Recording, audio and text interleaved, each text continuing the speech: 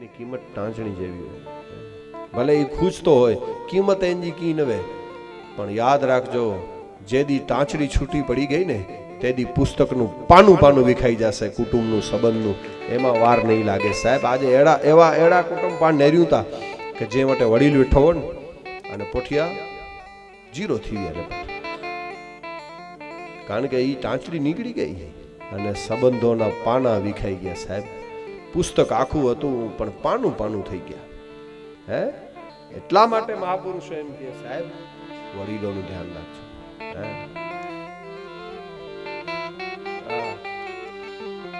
વર્ષે ઘડી કવ્યોમ વાદળી રેલો પણ માડીનું મેઘ બારે માસ જોયા જનની એ જોડ સખી ન જડે ડોલ એ મારિયા જનની એ જોડ સખી ન જડે. આદ્ય ગુરુ શંકરાચાર્ય મહારાજ, ભાઈ મારી વાત નથી, શંકરાચાર્ય મહારાજ સનાતન ધર્મની જેણે સ્થાપના કરી ને, જેદી રવાના થયા ને તેથી એની માતા એને એમ કહેતી હતી, બેટા શંકર તું હાલ્યો જાય છે, ભલે ભારતનું કલ્યાણ માટે જાય છે, પણ બેટા હું મરી જઈશ ને ત્યારે મારો અંતિમ સંસ્કાર મારી વિધિ કોણ કરશે? આહા. અને ઇતિહાસ એમ કહે છે શંકરાચાર્ય મહારાજે એની માતાને એમ કીધું હતું કે માં હું તને વચન આપું છું, દુનિયાના ગમે એ પડ ઉપર હોઈશ, તારા અંતકાળે હું આવી જઈશ, હું તને વચન આપું છું. અને ઇતિહાસ સાક્ષી છે, હિમાલયની ગુફામાં શંકરાચાર્યને ખબર પડી ગઈ હતી કે માનું મૃત્યુ આવવાનું છે. અને તમે ઇતિહાસ તપાસો, શંકરાચાર્ય મહારાજ છેલ્લે આવી ગયા હતા. માના અંતિમ આવી ગયા હતા. તો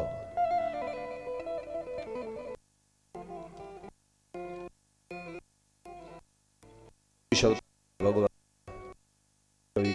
કહે મળીને હરીને માં તેથી પરમેશ્વર નૃસિંહ અવતાર થયો ભગવાનનો. છે ક્યાંય મંદિર? કાચબાનો અવતાર થયો છે ક્યાંય મંદિર? મત્સ્ય અવતાર થયો છે ક્યાંય મંદિર? નહીં. શું કામ? માં ન મળી, ભગવાનને માં ન મળી તેથી એને પશુ થવું પડ્યું. મળીને હરીને માં તેથી પરમેશ્વર પશુ થયો. એ તો જાયો જશોદાનો કાન કહેવાનો કાગડા. એક કૃષ્ણની પાછળ યશોદા છે. એ તો આગળ પ્રસંગ આવશે ત્યારે યશોદાના ત્યારે તમે જો કેવી કથાઓ. ભાગવત તો આંસુડામાં ડૂબાડીને લખેલી કથા છે સાહેબ, વેદવ્યાસે. તો કહેવાનો સુર એ છે, સમજણથી મોટી કોઈ સંપત્તિ નથી, વિપત્તિથી મોટી કોઈ પાઠશાળા નથી, સમયથી મોટો કોઈ મલમ નથી, માનવતાથી મોટો કોઈ ધર્મ નથી, અને મા બાપથી મોટા કોઈ ભગવાન નથી. તો દુઃખના 10 પ્રકાર. આપણે ક્યાં હતા? 10 રીતે દુઃખ આવે, બરાબર ને? એ તો જોવા ને. પહેલું કર્મથી દુઃખી, બીજું અણસમજણથી દુઃખી, વાત એ હતી. ત્રીજું દુઃખ, એમાં કોઈ ભૂવા પ્રાણીને પૂછવાની જરૂર નહીં હોય. આમાંથી કોઈ હોય તો એ દુઃખીને જોવાય એટલે સમજી જજો. તો કર્મથી માણસ દુઃખી હોય, અણસમજણથી દુઃખી હોય. ઘણી વખત સમજણ પણ બરાબર હોય, કર્મ પણ બરાબર, ક્યાંક ફસાણો હોય ને તોય દુઃખી માણસ. દુઃખનો ત્રીજો પ્રકાર. ચોથો 10 રીતે દુઃખ છે. સમજણથી દુઃખી, કર્મથી દુઃખી, ક્યાંક ફસાણો હોય તો દુઃખી. પણ ઘણી વખત એવું બને સમજણ બરાબર હોય, ફસાણો ન હોય અને કર્મ પણ બરાબર હોય, પણ મમતાથી દુઃખી. અતિશય મમતા, એનાથી પણ માણસ દુઃખી. પાંચમું, કર્મ બરાબર હોય, સમજણ બરાબર હોય, ક્યાંય ફસાણો ન હોય, મમતા ન હોય, પણ સુખનો ગુલામ છે ને એ દુઃખી. ભલે ને કરોડો રૂપિયા પડ્યા હોય, પણ બહુ ઓછી કે વગર નિધર ના છે, મૂકે અહીં જ ખપે, એ દુઃખી. સુખનો ગુલામ છે એ દુઃખી. કારણ વગરની જરૂરિયાત જેની વધારે છે ને ભાઈ, હે, વિના કારણે મારી નાખે માણકા. આજના માણસને દુઃખી કરો ને દિવસમાં 100 વખત તમે દુઃખી કરી શકો. જરૂરિયાત જ એટલી વધી ગઈ ને. ચાર્જર ન મળે મોબાઈલનું તો દુઃખી. પીન ન મેલે તો ડોખી, સાબુન ફેલાણો ન મેલે તો ડોખી, ફલાણી ક્રીમ ન મળે તો દુખી. કેટલી નકામી વસ્તુઓ જેની કાંઈ જરૂર નથી એનો આપણે યુઝ કરીએ છીએ, જેના વગર જીવી શકાય. સંસલો કોઈ દી નાયો નથી છતાં કેવો રૂપાળો હોય બરછટ. મોર કોઈ દી નાયો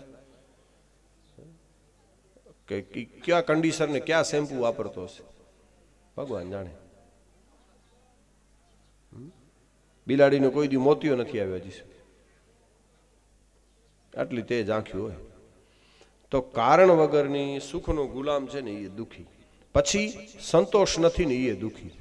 છઠ્ઠું, પછી બધું બરાબર હોય તો જૂનું યાદ કરીને ખટક્યા કરે. ઘણા માણસ તમે જો કર્મથી બરાબર હોય, સમજણ સારી હોય, ક્યાંય ફસાણો ન હોય, પછી મમતાથી દુખી ન હોય, સુખનો પણ ગુલામ ન હોય, સંતોષ પણ હોય, પણ જૂનું યાદ કરીને ખટક્યા કરે. હા, પહેલા આમ હતું, પહેલા હું હીવો, પહેલા આને છોરાય પોછા નતા કરે, તો જૂનું યાદ કરીને ખટક્યા કરે એ દુખી. પછી ઘણું બધું બરાબર હોય, બધું બરાબર હોય તો વિના કારણે જેની જરૂરિયાત છે. આઠમું અને નવમું, બધું બરાબર હોય, કર્મ બરાબર હોય, સમજણ બરાબર હોય, ક્યાંય ફસાણો ન હોય, મમતા ન હોય, સુખનું ગુલામ પણ ન હોય, સંતોષ પણ હોય, જૂનું યાદ ન આવતું હોય, વિના કારણે જરૂરિયાત ન હોય, પણ સ્વભાવથી માણસ દુખી હોય કે ન હોય? સ્વભાવથી દુખી. અને બધું રેડી હોય તો છેલ્લું ને 10મું દુઃખ, જે દુઃખ હતું વેદવ્યાસનું, એ મારે તમને કહેવું છે. વેદવ્યાસ કે દુઃખ હીવું, આ 9 માંથી એકે દુઃખ નહોતું વેદવ્યાસનું. સમ્યાપરાશ નામના આશ્રમમાં વેદવ્યાસ ઉદાસ હતા, એને જે દુઃખ જો કારણ હીર્યો. 10મું કયો દુઃખ? કર્મ બરાબર, સમજણ બરાબર, ક્યાંય ફસાણો ન હોય, મમતા ન હોય, સુખનું ગુલામ ન હોય. 5મું સંતોષ પણ બરાબર હોય, જૂનું યાદ ન આવતું. 6ઠું સ્વભાવ પણ બરાબર હોય, વિના કારણે જરૂરિયાત ન હોય, બધું બરાબર હોય, પણ છતાંય જેને કહેવાય ને 10મા પ્રકારનું દુઃખ, બધું રેડી હોય પણ ઘણી વખત એવું દુઃખ એવી રીતે પણ માણસને દુઃખ લાગે કે એને જે જોઈએ છે ને એને કે જોકું ખપે તો એ એને મળ્યો નહીં. આ દુઃખ એટલી નાની નાની બાબતો આપણા મહાપુરુષે સમજાવી. એને જે જોઈએ છે એ હજી મળ્યું નથી. વેદવ્યાસનું દુઃખ એનું હતું ભાઈ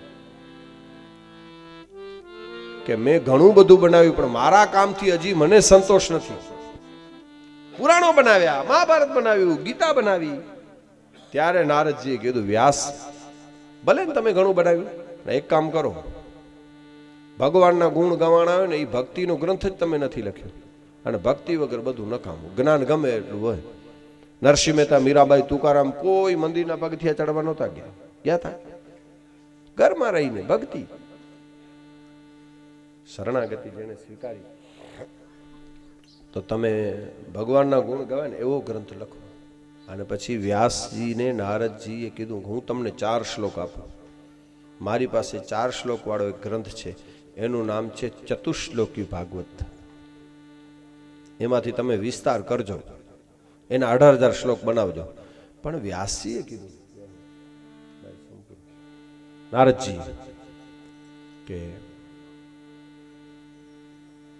કે મહારાજ, ભક્તિમાં આટલી બધી તાકાત છે? કોઈ માણસ ભક્તિથી ખાલી ભક્તિ જોય, બીજું કાંઈ ન હોય ને તરી ગયો એવો દાખલો બતાવો. તો નારદજીએ કીધું વ્યાસને, નારદો કીધું કે બીજા દાખલાની જરૂર નથી, સાંભળ, તારી સામે હું જ ઊભો છું. નારદ કે મારો જ દાખલો લઈ લે ને, અત્યારે હું વગર વિજાએ 3 લોકમાં જઈ શકું. હાથમાં વીણા, બ્રહ્માજીનો પહેલો દીકરો નારદ. મારી પાસે કાંઈ ખામી નથી. પણ નહીતર ગયા જન્મમાં નારદજી કહે છે, વેદવ્યાસ, હું દાસીનો દીકરો હતો. આહા. અને વેદવ્યાસજી પોતાની વાત કરે છે, નારદજી સંભળાવે છે, મારી માં વિધવા માં હતી, એનો એકનો એક દીકરો, અને અમે ઝૂંપડામાં રહેતા. ગરીબી એવી કે ક્યારેક ખાવાનું મળે, ક્યારેક ન મળે. દરિદ્રતા જેવું કોઈ દુઃખ નથી સાહેબ. એમાં મારી માં એક બ્રાહ્મણના ઘરે કામકાજ માટે જતી. એ વખતે નારદ કે હું જાતો, મેલા ગેલા કપડા, અને બ્રાહ્મણના ઘરનું વાતાવરણ પવિત્ર, એનાથી કંઈક ખાવાનું મળે, એ અમારા ઘરે આવે. કેવી દરિદ્રતા.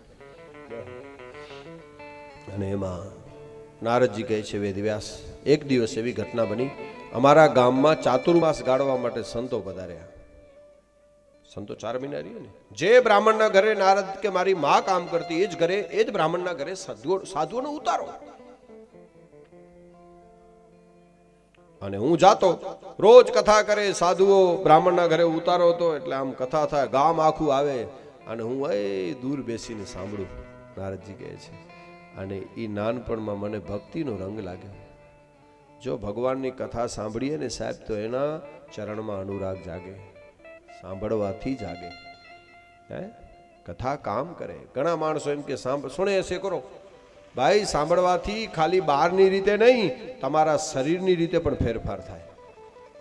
હે, કોઈ માણસ બોલે, બરાબર છે, કોઈક માણસ બોલે, શબ્દ ઈ જ હોય, પણ આપણે અંદરથી હલી જઈએ. અને કોઈક બોલે ને એટલે અંદરથી પ્રસન્ન થઈ જાય. તો ફિઝિકલી રીતે પણ સાંભળવું ફાયદેકારી છે.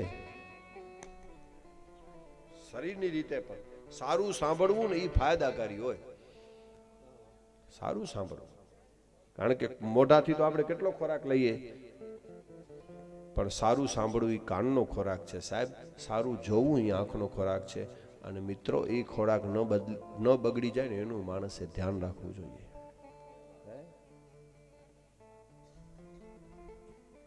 જેવી તેવી નિંદાય ન સાંભળ્યું, ખરાબ આવવા ન દેવું. તો નારદજી આમ દૂર બેસીને છોકરો સાંભળતો કથા. એક દિવસ શું બન્યું, ઓલા સાધુની નજર પડી ગઈ કે છોકરો રોજ આવે છે, બહાર બેસે છે. આટલા બધા માણસો હતા ને કથામાં, ઓલા સંતે ઓલા છોકરાને બોલાવ્યો. મેન વક્તા હતા ને સાધુ, બેટા અહીંયા આવતો.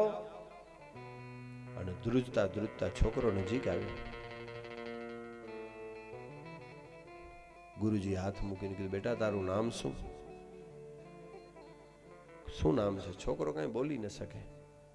ત્યારે ગુરુજીએ નામ પાડ્યું કે બેટા, આજથી હું તારું નામ પાડું છું હરિદાસ. હરિદાસ નામ રાખી દીધું. હે, તારું નામ હરિદાસ. અને તારે અમારી સેવામાં રહેવાનું છે. પછી તો ગુરુજીની સેવામાં. નારદજી કહે છે, મારી માં વિધવા માં, ગરીબ માણસ, એકનો એક દીકરો, સાધુઓનું પાણી ભરી આવું, એના માટે લાકડા લઈ આવું અને ફૂલ લઈ આવું પૂજાના. એક દિવસ એવું બન્યું કે સાધુઓને જમવામાં મોડું થઈ ગયું, પણ સંતો ન જમી લે ત્યાં સુધી વારો ના આવે. અને છોકરાને એવી ભૂખ લાગી હતી.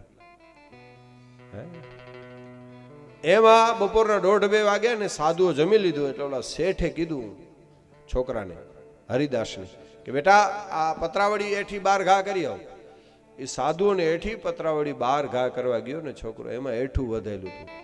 ભૂખ લાગી હતી, પણ શાસ્ત્રો કહે છે કે કોઈકનું એઠું ખાવું હોય ને તો એની રજા વગર ન ખવાય. એટલે આવીને ઓલા હરિદાસે કીધું, ગુરુજી આ હું ખાઈ જાઉં? તો કે આવ બેટા ખાઈ જા. અને નારદજી કહે છે વેદવ્યાસ, એ દિવસે સાધુઓનું એઠું પતરાવળીમાંથી મેં ખાધું અને મારા જન્મ જન્માંતરના પાપ બળી ગયા છે. આહા, કેટલી જન્મ જન્માંતર. કારણ કે ભગવાન જમી લઈએ, અહીંયા ભોગ ધરાવીએ ને પછી આપણે બધાને મળે, એ ભગવાનનું એઠું એટલે પ્રસાદ. ભગવાનનું એઠું હોય ને એને પ્રસાદ, પણ સાધુ મહાપુરુષનું એઠું હોય ને એને મહાપ્રસાદ કહેવાય. પ્રસાદ ને મહાપ્રસાદમાં આટલો ફરક. ઈશ્વરદાસજી મહારાજે રવલી રામચાડી ડોયતી અને આશાજી ને સુખ ચડી, અને આ પી ગયો ને પામી ગયા.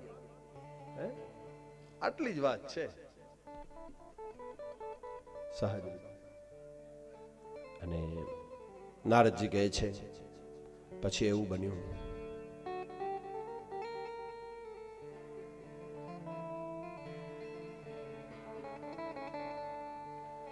બે મહિના 3 મહિના 4 મહિના સાધુઓ રોકાણા. પણ જ્યારે ચાતુર્માસ પૂરો થયો ને, આખું ગામ વડાવવા માટે આવ્યું. ભાઈ, આહા, તુલસી પણ રામાયણમાં લખે કે સાધુઓની વિદાય રડાવે છે. મિલત એક દુઃખ દારૂણ દેહી અને બિછરત એક પ્રાણ હરી લેહી. દુઃખી તો બેય કરે, દુર્જને કરે ને સજ્જને કરે, પણ દુર્જનનું આગમન રડાવે અને સંતની વિદાય રડાવે. હું અચેતર ડોખડી અને હી વિનય. મિલત એક દુઃખ દારૂણ દેહી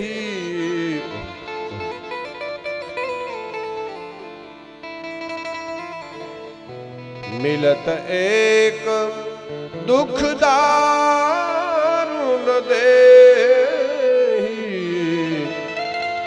અને બિછરત એક પ્રાણ હરી લેહી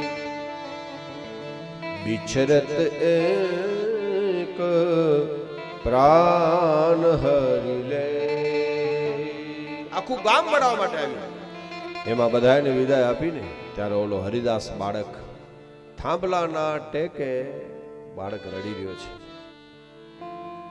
છેલ્લે બધા વિદાય આપી ત્યારે સંતે બોલાવ્યો, ગુરુજીના પગ પકડી લીધા અને કીધું, ગુરુજી ગમે તેમ થાવ મને તમે સાથે લેતા જાઓ, હવે તમારા વગર હું અહીંયા રહી નહીં શકું. કેવી કેવી ભક્તિનો રંગ લાગે નહીં સાહેબ, અને લાગે પછી ઉતરે નહીં. નિયમ છે પહેલા તો આ લાગવું ને એ અઘરું છે.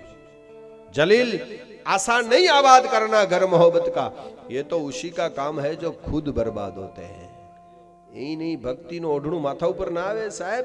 કઈક સૂર્ય ચડી ગયા, કઈક ને દીકરા ખાંડી થાળીમાં પીરસીને જમાડવા પડ્યા, કઈક ને પત્નીઓના દાન આપવા પડ્યા, ત્યારે ભક્તિનું ઓઢણું માથા ઉપર આવ્યું છે. 51 રૂપિયા દેવો ને સાક્ષાત્કાર કોઈ ચોંધો હોય ને એ નથી સાહેબ. 51 में साक्षात्कार थी मरी रो तो नहीं, उदयना राफड़ा चढ़ी गया. मिलत एक दुख दारुण देही આખું ગામ બનાવવા માટે આવ્યું અને ગુરુજીના પગ પકડીને કીધું, મને સાથે લેતા જાઓ. હવે હું તમારા આશ્રમની ગાયો ચારીશ, લાકડા લઈ આવીશ, સેવા કરીશ, યજ્ઞના સમિધ લઈ આવીશ.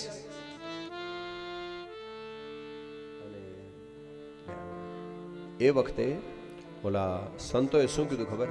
છોકરાને ઊભો કરી, બાળક રડતો હતો, કીધું, બેટા હરિદાસ અમે તને લઈ જઈએ પણ એક વાંધો છે, કારણ કે તારી વિધવા માનું તું એકનો એક દીકરો છો, અને અમે તને લઈ જઈએ પછી તારી માનું કોણ? એની શું દશા થાય? એટલે એક કામ કર, તું માની સેવા કર, ભગવાનની ઈચ્છા હશે ને તો તને જંગલમાં તપ માટે બોલાવી લેશે, બાકી હમણાં નહીં. જો આને કહેવાય સંતો. અમે અત્યારે તને લઈ જઈએ ને તો ભગવાન અમને માફ ન કરે, કારણ કે તારી માનો તું એકનો એક દીકરો છો. અને સાધુઓ ન લઈ ગયા. નારદજી કહે છે હું રોકાઈ ગયો. નારદ સંભળાવે છે વેદ વ્યાસને, સાંભળ ભક્તિનો મહિમા શું હોય છે. એમાં એક દિવસ બન્યું એવું, નારદજી કહે છે કે મારી માં ગૌશાળામાં ગાય દોવા માટે ગઈ અને ત્યાં એને સર્પનો દંશ થયો, માં મૃત્યુ પામી. હરી ઈચ્છા બળવાન. એમાં માના અગ્નિ સંસ્કાર ઉત્તર ક્રિયા પતાવી અને નારદજી કે હું નીકળી ગયો, કારણ કે હવે તો કોઈ હતું નહીં આગળ પાછળ, ઘર છોડવામાં કઈ વાંધો હતો. એને ઉત્તર દિશામાં નારદજી કે હું હાલતા હાલતા એક જગ્યાએ બેઠો તપ માટે, વર્ષો સુધી તપ કર્યું, શરીર વૃદ્ધ થઈ ગયું ત્યાં સુધી, પણ મને ભગવાનના પધારવા, ભગવાનના દર્શન ન થયા. અને એમાં યુગો થઈ ગયા, ભગવાનના દર્શન ન થયા. અને એ વખતે જય માતાજી તો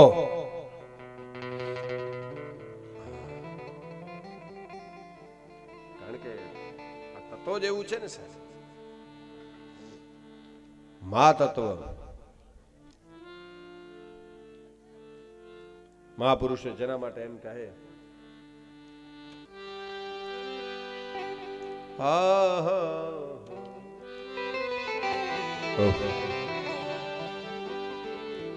હોયે રૂઠેલી તો જ હૈયે,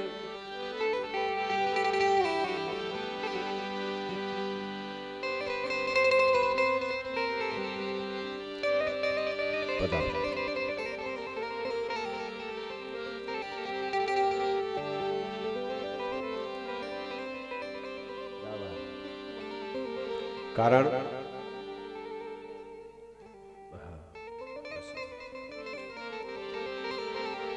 હોયે રૂઠેલી તો જ હૈયે જાનું હોય છે, એ માતા પોતાના બાળને જુદી જ નજરે જોઈ છે. આ પૂજ્ય હંસભાઈ મા સાહેબ, જેને આપણે ક્યારે પણ ભૂલી ન શકીએ, આવું એક તત્વ સદાય આપણી પાસે વિદ્યમાન છે. રતડિયાથી પૂજ્ય કિમશ્રી મા ધનભાઈ મા પધાર્યા છે, એમને પણ વ્યાસપીઠ ઉપરથી સાધુવાદ. આજે પણ મા તત્વ એવું છે, મા બોલતા મોઢું ઉઘડે, તમે કરો પ્રયોગ, અને બાપ બોલતા બંધ. બાપા સૂરજ બપોરનો ને મા પૂનમનો ચંદ. ઓળખે બાળક નાકથી, બાળક બહેરો અંધ, અને ઓળખાવે ન માવડી તો બાપની ઓળખે બંધ. અને એટલા માટે હોય રૂઠેલી તો જ હૈયે છાનું છે, એ માતા પોતાના બાળને જોદી જ નજરે જોજ છે. કારણ જન્મ પહેલેથી જ છે જોડેલ નાડી જેમની, નિજ બાળ જાણી એ નાખજે રવરાજ નજરું રેમની. બાળક પકડવા નાગની કે આગની ઈચ્છા કરે, એ તાડ હૈયે ધડકતે તત્કાળમાં જાડી ભરે. આત્મ પોતાના હાથી કરે છે અધિક યત્નો એમની, નિજ બાળ જાણી એ નાખ દે રબરાજ તો બાબા. એ તત્વ નારદજી કહે છે, અને વેદ વ્યાસને નારદજી પોતાના પૂર્વ જન્મની વાત કહે છે કે ખાલી જ્ઞાન અંદરની શાંતિ ના આપી શકે. ગમે એટલું જ્ઞાન હોય, ઉપનિષદો આવડતા હોય, વેદો આવડતા હોય, પુરાણો આખા કંઠસ્થ હોય, પણ કપડાને ધોવા માટે સાબુ જોઈએ. જ્ઞાન છે ને સાબુ છે.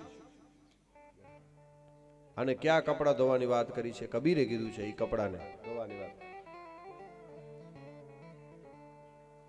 अनेक जन्म का मेल है धोए न छूटे अंग. अनेक जन्म का, अनेक जन्म का मेल है ओ धोए न छूटे अंग. का छूटे हरि नाम से અને કાં છૂટે સત્સંગ. કાં તો છૂટે હરિ નામ સે અને કાં છૂટે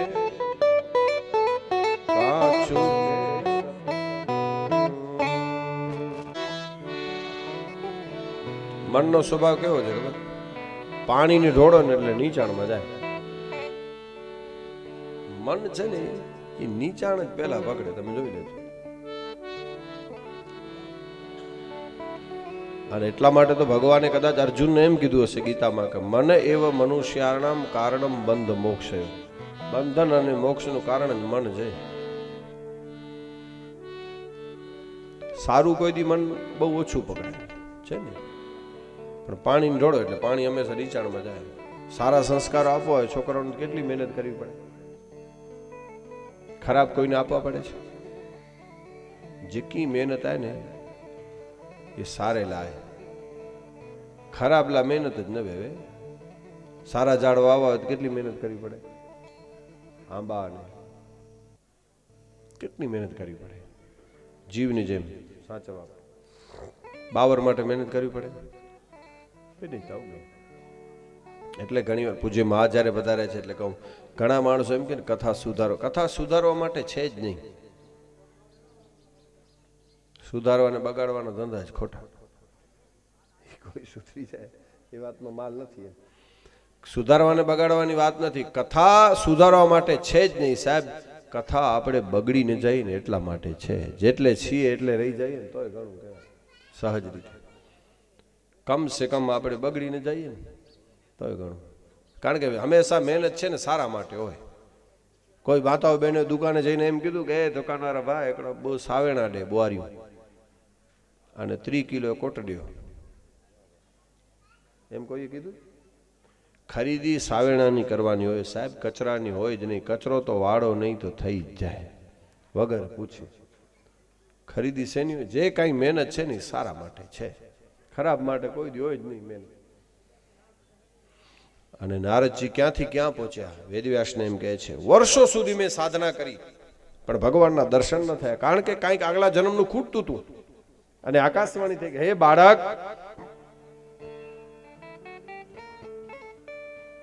આ જન્મમાં તને ભગવાનના દર્શન નહીં થાય.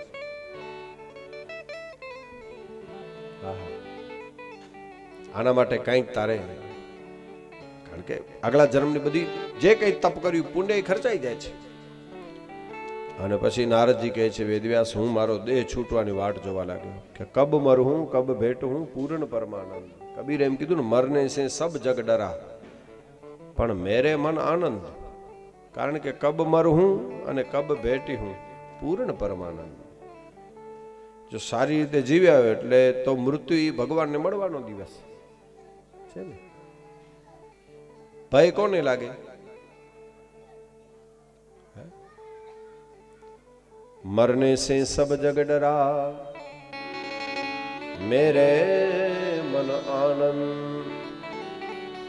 कब मरहूं कब भेटियो पूरन पूरण परमानंद.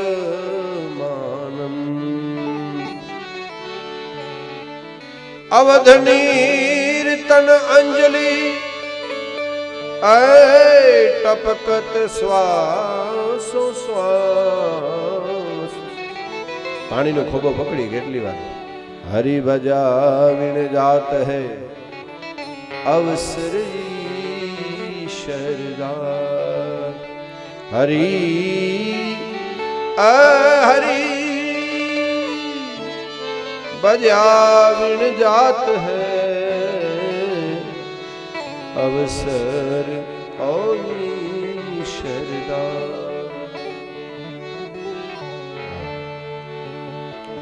મરવાની વાટ જોઈને એમાં નારદજી કહે છે જગતનો પ્રલય થતો હતો, સમય સમય પ્રલય થાય, આખું જગત જળબંબાકાર.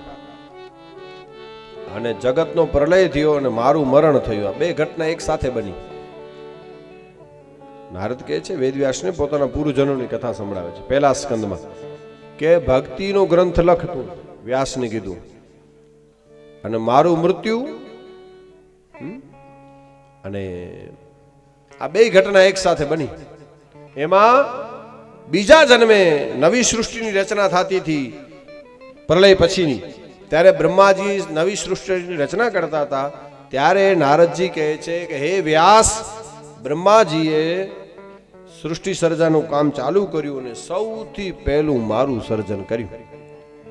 આ ધરતીનું પહેલું સંતાન બ્રહ્માજીનું નારદ. નારદ બ્રહ્માનો દીકરો છે. અને મને આ વીણા આપી, એક વીણા દીધી, બ્રહ્માજીનો પહેલો પુત્ર. અને ત્યારથી વગર વિજય 3 લોકમાં નારદ કે હું જઈ શકું છું. આ બધો ભક્તિનો પ્રતાપ છે, માટે તું ભાગવતની રચના કર. નારદજી વેદવ્યાસ કે છે આમાં ભાગવત રચે છે. શાંતિ ત્યાં સુધી મિલતી ને કા હે, નહીતર 18 પુરાણ બનાવી લીધા હતા વેદવ્યાસે. પણ ભાગવત પછી છેલ્લે બધાથી છેલ્લે રચના આની કરી ભાગવત વેદવ્યાસ. કારણ કે પુરાણોમાં તો ભાગવત હતું જો પાછું, 18 પુરાણ બનાવ્યા હોત તો છેલ્લે કેમ આની રચના થઈ? આ એક પ્રશ્ન છે. પણ પુરાણોમાં જે, કારણ કે સ્કંદ પુરાણ ને પદ્મ પુરાણમાં ભાગવતનું મહાત્મ્ય છે. આ ભાગવતના 6 અધ્યાય મહાત્મ્યના કાલે આપણે લીધા. એ મહાત્મ્ય ભાગવતનું પોતાનું નહોતું. પદ્મ પુરાણ, સ્કંદ પુરાણમાં જે ભાગવત માટે એ ગ્રંથોએ જે ભાગવતના વખાણ કર્યા છે, વેદવ્યાસે ખેંચીને અહીંયા 6 અધ્યાય મૂક્યા છે. તો એ પુરાણોમાં ભાગવતનો ઉલ્લેખ હતો, તો પુરાણો પછી ભાગવત બન્યું કેમ? એનો ઉલ્લેખ હોય તો એનો મતલબ પહેલા ભાગવત હો. પણ આ પ્રશ્ન ઘણા નાના નાના પ્રશ્નો છે ને, અને એ પાછું ચારણોનું જ્યારે વર્ગ હોય એટલે એનું ઉલ્લેખ થોડોક સ્પષ્ટીકરણ કરવું પડે, બાકી તો હાલી જાય. કારણ કે પાવટે સન્ની ચારણી બોર્યું ને કાકરા ગમે એનું નીકળે. ગમે ત્યાંથી નીકળે. પણ જે સ્કંદ પુરાણ અને પદ્મ પુરાણે જે ભાગવતના વખાણ કર્યા છે ને સાહેબ, એ ચતુશ્લોકી ભાગવત. કારણ કે ચતુશ્લોકી ભાગવત તો વર્ષોથી હતું. આદિનારાયણે બ્રહ્માજીને કહ્યું હતું, બ્રહ્માજીએ નારદને કહ્યું ને નારદે વ્યાસને કહ્યું, ને એમાંથી વિસ્તાર થયો આ ભાગવતમાં. અને એટલા માટે કહેવાય છે ને, ભગવાને બ્રહ્માને બતાવ્યું, પછી વ્યાસજીએ સુખદેવને પાયું. અરે ભગવાને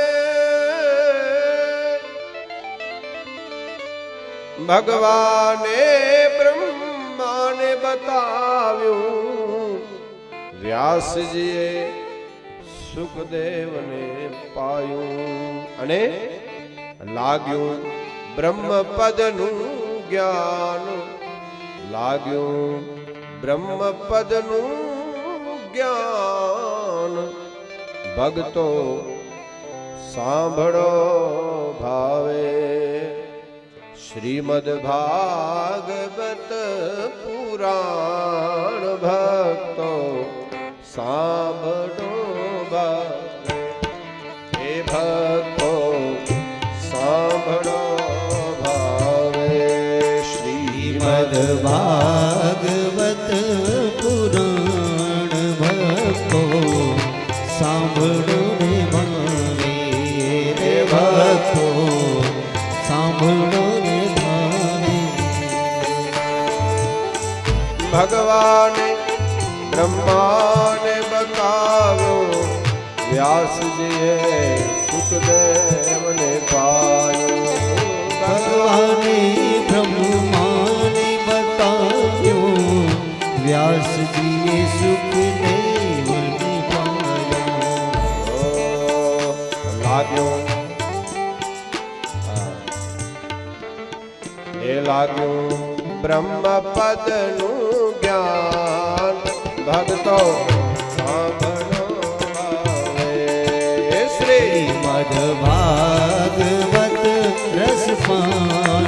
ભક્તો સાંભળો ને ભાવે, રે ભક્તો સાંભળો ને ભાવે.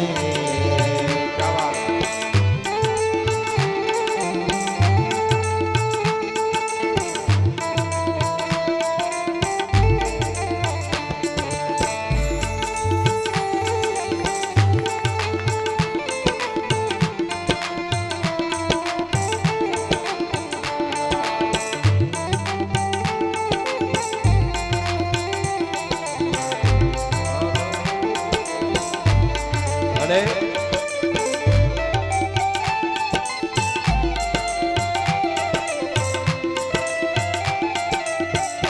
આ ભાગવતના ભોગી ક્યારે ન થાય રોગી.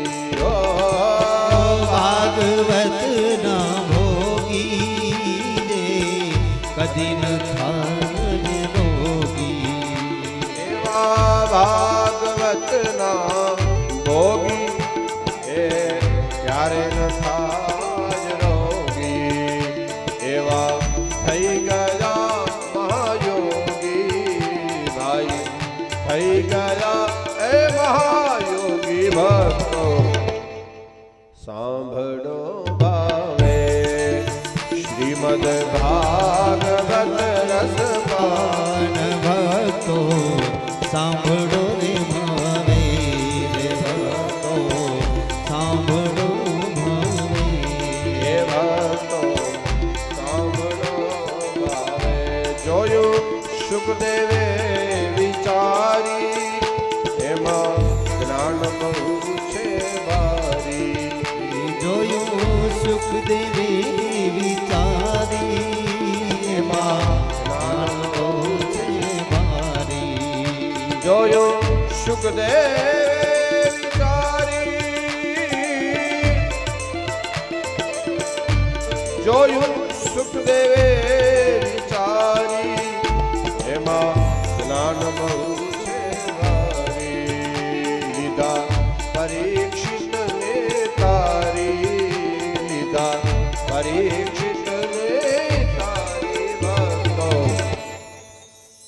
સાંભળો ભાવે શ્રીમદ ભાગવત રસ પાન ભક્તો સાંભળો રે મારે ભક્તો સાંભળો. 4 શ્લોક નારદજી વેદવ્યાસને આપે છે. વેદવ્યાસે કલમ ઉપાડી અને સંપૂર્ણ ભાગવતની રચના કરી.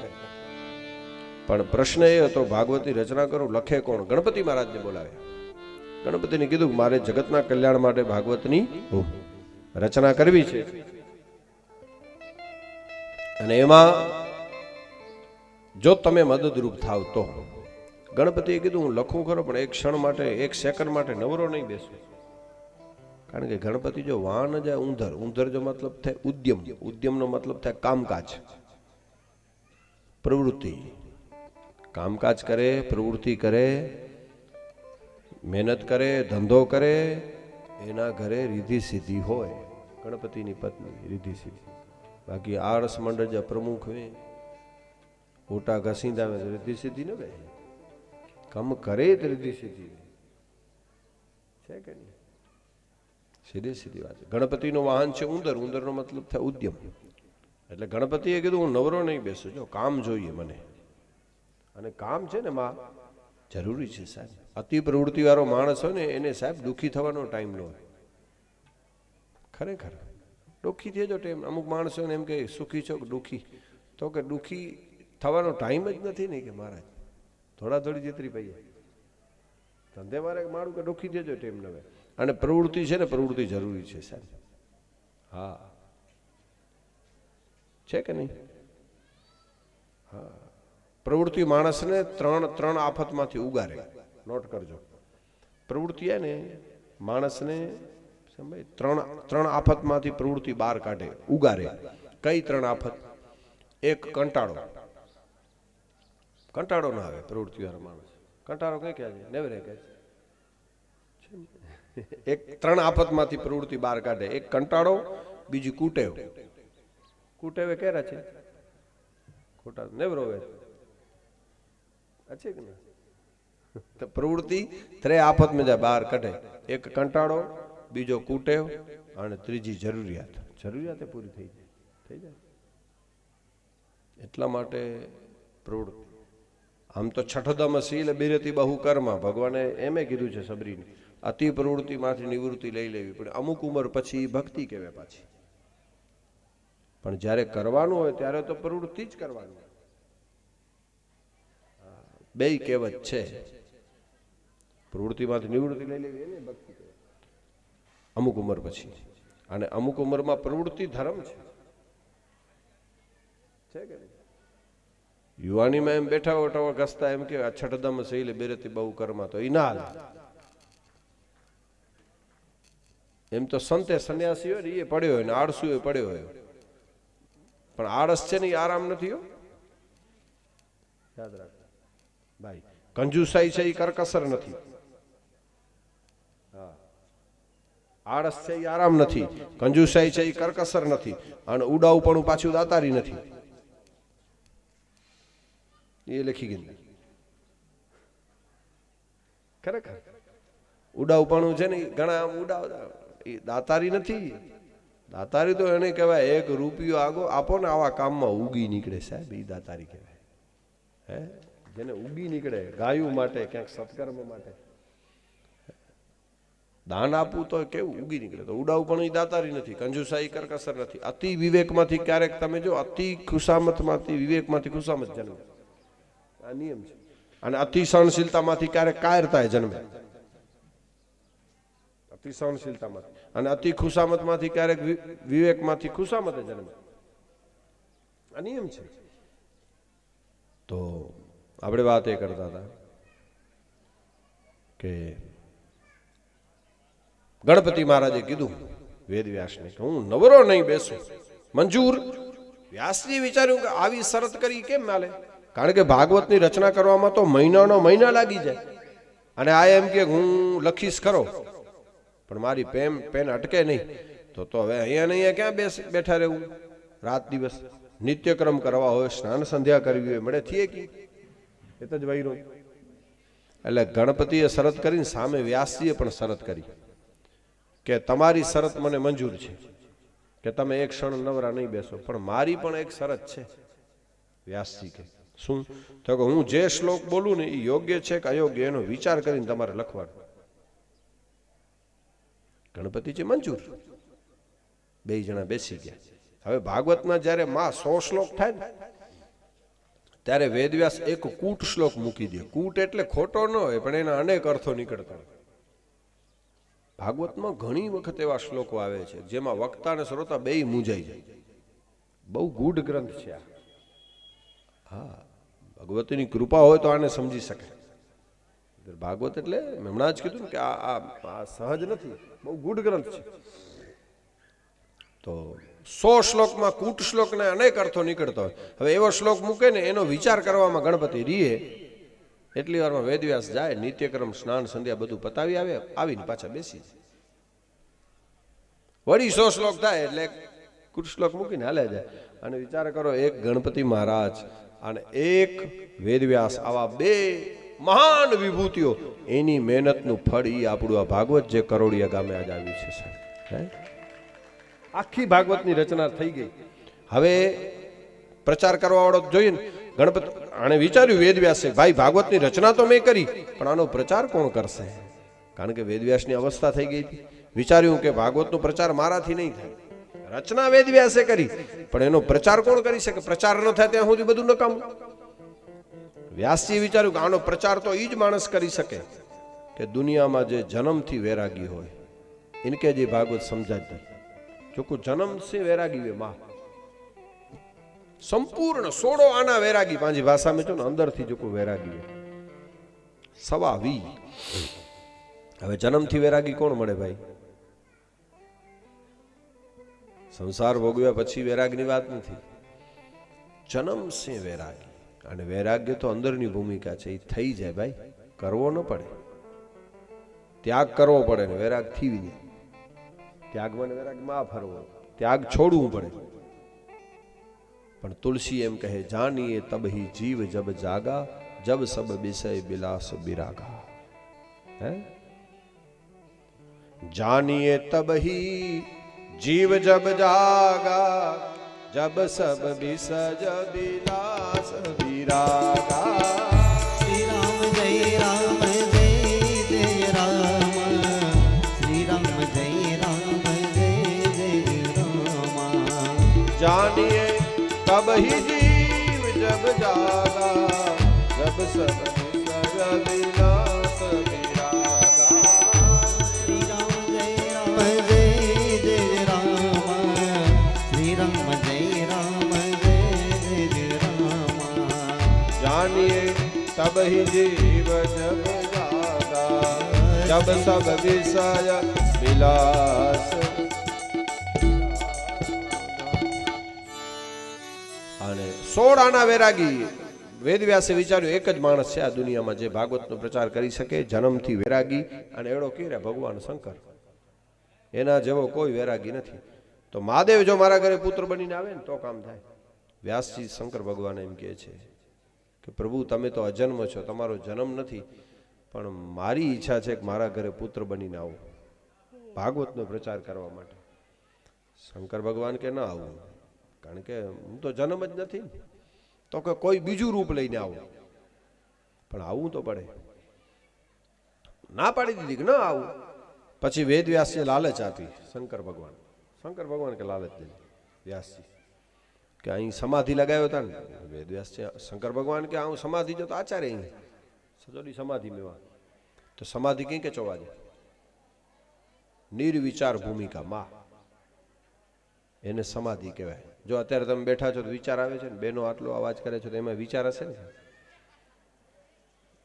વિચાર વગર એક સેકન્ડ પણ મન ન રહી શકે. રહી શકે? રાતના સુવો ને તો વિચાર ચાલુ જ હોય એમાં. અને જે સુધી વિચાર છે તો તે સુધી પણ ડોખી મને કે કોઈ વિચાર જ ના ચીને દુઃખ કોજો. બરાબર. પણ એવી ભૂમિકામાં માણસ પહોંચી જાય, એડી જગ્યા તે એડી ભૂમિકામાં કે જે તો વિચાર જ ના છે એને કે સમાધિ ચવા દે સાહેબ. સમાધિનો મતલબ શું થયો ખબર? નિર્વિચાર ભૂમિકા. એ તો બોલાય બાપુ સમાધિમાં બેઠા, રોગી ગાલિયું થી બાકી સમાધિમાં નિર્વિચાર ભૂમિકામાં પહોંચી શકાય? વિચાર વગર માણસ ન રહી શકે, એટલે વિચાર જ ના આવે, બીજો કોઈ વિચાર ના આવે, મગજ શૂન્ય થઈ જાય, વિચાર જ નહીં. એવી ભૂમિકાને એક જ અખંડ વિચાર એની સાથે જોડાઈ જાય એને કહેવાય સમાધિ. શંકર ભગવાનને વેદવ્યાસે કીધું સમાધિમાં ગોટો વળી જાય ત્યારે સમાધિ લાગે ને? તો કે હા. તો કે મારા ઘરે દીકરો બનીને આવ, તમે વિચાર તો કરો આ ભાગવતની તાકાત. એણે કીધું વેદવ્યાસે કે વાતું કરતા કરતા સમાધિ લાગી જાય. એવો ગ્રંથ મેં લખ્યો છે. વેદવ્યાસ ને શંકર કે તો તારા ઘરે 17 વખત દીકરો બનવા તૈયાર હલ. અને અરણી દેવી વેદવ્યાસના પત્ની, એના ઉદરમાં 12 વર્ષ સુધી ભય લાગ્યો છે, માયામાં ફસાઈ જાઉં તો સંસારમાં આવું નથી. 12 વર્ષે સુખદેવજીનો જન્મ થયો ને જય જયકાર થયો. બોલીએ સુખદેવજી મહારાજ કી જય. યમ પ્રવરજંતમનુપેતમ પેત કૃત્યમ દ્વૈપાયનો વિરહ કાતર આજુહાવ પુત્રેતિ તન્મયતદા તરવો બિનેદુ તમ સર્વભૂતરદજમ મુનિમાનતોષ્મી. સુખદેવજી જન્મતા વેદ નીકળી ગયા. વેદવ્યાસને એમ કે દીકરાને ઘરે કેમ લઈ આવો? હે પુત્ર કરતા દોડ્યા ને. સુખદેવજી વતી જંગલના ઝાડવા વેદવ્યાસને જવાબ આપતા. આ કોટીના સંત સુખદેવજી એટલે જેનું વર્ણન ન થાય. 16 વર્ષની અવસ્થા, કેડ ઉપર કંડોરો નહીં તો લંગોટ ક્યાંથી હોય? દિગંબર વૃત્તિ બ્રહ્મકાર થઈ ગઈ છે. અલક્ષ્ય લિંગો નિજ લાભ તુષ્ટો. ભાગવતમાં આખો શ્લોક લખ્યો છે. જેવા ભગવાનનું વર્ણન છે ને એવું વર્ણન સુખદેવજીનું કર્યું છે. ભગવાનના સ્વરૂપનું જેવું વર્ણન એવું સ્વરૂપ વર્ણન સુખદેવજી. વેદવ્યાસે શિષ્યોને કીધું 4 શ્લોક તમે જાઓ, મારો દીકરો સાંભળે એમ ભાગવતના શ્લોક ગાજો.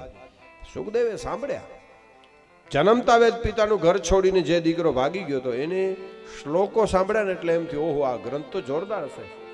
પૂછ્યું શિષ્યોને કે હું નિરાકારમાં માનું છું. સુખદેવજી નિરાકારને માનતા હતા, પણ વેણુ ગીતના 2 શ્લોક સાંભળ્યા ને, કૃષ્ણની વાંસળી ડાબા ખંભે ડાબો ગાલ ઢળેલો, અને આમાં જ્યાં વાંસળી સાંભળી સુખદેવજીને એમ થયું ઓહો જે 2 શ્લોક સાંભળ્યું ને સમાધિ લાગી જાય તો 18,000 શ્લોક વાળો ગ્રંથ કેવો હશે. અને સુખદેવજી પાછા ઘરે આવ્યા. પિતાજી પાસે હળી કાઢીને કીધું પિતાજી શિષ્યો પાસે મેં શ્લોક સાંભળ્યા છે, એ ગ્રંથ તમે મને ભણાવો જો હું યોગ્ય હોઉં તો. અને વેદવ્યાસે આખી ભાગવત સુખદેવજીને સંભળાવી લીધી. તો લખવા વાળાએ લખી લીધી, રચવા વાળાએ રચી લીધી. હવે સાંભળવા વાળો જોઈએ. પરીક્ષિતના જન્મની કથા છે, એના જેવો કોઈ શ્રોતા નથી થયો. શું કામ પરીક્ષિતને રાજ્ય છોડવું પડ્યું? બધી કથા આપણે બપોર પછીના ભાગમાં લઈશું. અત્યારે કથાને વિરામ આપીએ છીએ. પૂજ્ય ખીમશ્રીમાં માં પધાર્યા છે. જબરદસ્ત ભારત જોરદાર તાળીઓના ગડગડાટથી આપણે પૂજ્ય આઈ ખીમશ્રીમાની ભાવવંદનાને વધાવી લઈશું. તદુપરાંત ભગવતી ધામ અને આપણે જેમના દર્શન કરી અને મને તમને માં ભગવતી હાંસબાઈ માની ઝાંખી થાય એવા પૂજ્ય આઈ માં ધનબાઈ માં પણ અહીં ઉપસ્થિત છે. તો તેઓની પણ ભાવવંદના માટે હું વિનંતી કરીશ વાલબાઈ બેન દેવરાજભાઈ દેવાણીને કાપ આગળ આવો અને પૂજ્ય માતાજીની ભાવવંદના કરો. આજ પણ માં કહું હું માવડી અને હા કેતી હાંસબાઈ, મૂર્તિ નથી માવડી તારી અને તું આપ બેઠી છો આઈ. આજ પણ સમગ્ર સમાજ માટે, પોતાના બાલુડાઓ માટે માં હાંસબાઈનો હોકારો કાયમ માટે રતડિયાની ભૂમિ ઉપર મળે છે. જોરદાર તાળીઓના ગડગડાટથી આપણે ધનબાઈ માની ભાવવંદનાને વધાવી લઈશું. ખૂબ ખૂબ ધન્યવાદ. આપણે માતૃપ્રસાદ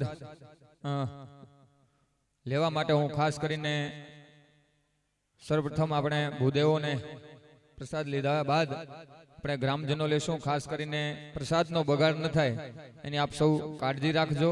બીજી એક નાનકડી વાત કરું તો આપણી કથા વચ્ચે માતાજીઓ સાધુ સંતોનું આગમન થાય તો કથાના જે કંઈ પણ 2-4 સ્વયંસેવકો છે એ માતાજીને અથવા સાધુ સંતોને પોતાના એમના આસન ઉપર બિરાજમાન કરશે. પછી આપણે જ્યારે કથા પૂર્ણ થાય ત્યારે બધાને દર્શન કરવાની હું છૂટ આપું છું. કારણ કે વચ્ચે આપણે કથામાં ડિસ્ટર્બ ન થાય, કોઈ ઊભા થઈ આપણે માતાજીને ત્યાં બેઠા બેઠા સત્કાર કરશું, વંદન કરશું અને જ્યારે કથાનો સત્ર પૂરો થાય ત્યારે આપ સૌ દર્શન કરવા જાજો એવી અહીંથી હું આપને વિનંતી કરું છું. અને ખાસ બધાને જે કંઈ પણ નાના છોકરાઓ છે ને કથામાં જે કંઈ પણ આપણે થોડો ઘણો વાત તો હજી માતાઓ બહેનોમાં વધુ થાય છે તો એની આપણે ખાસ કાળજી રાખીએ. તો ધન્યવાદ. વ્યાસજીએ સુખ દેવને પાયો. લાગ્યું એ લાગ્યું બ્રહ્મ પદનું જ્ઞાન ભક્તો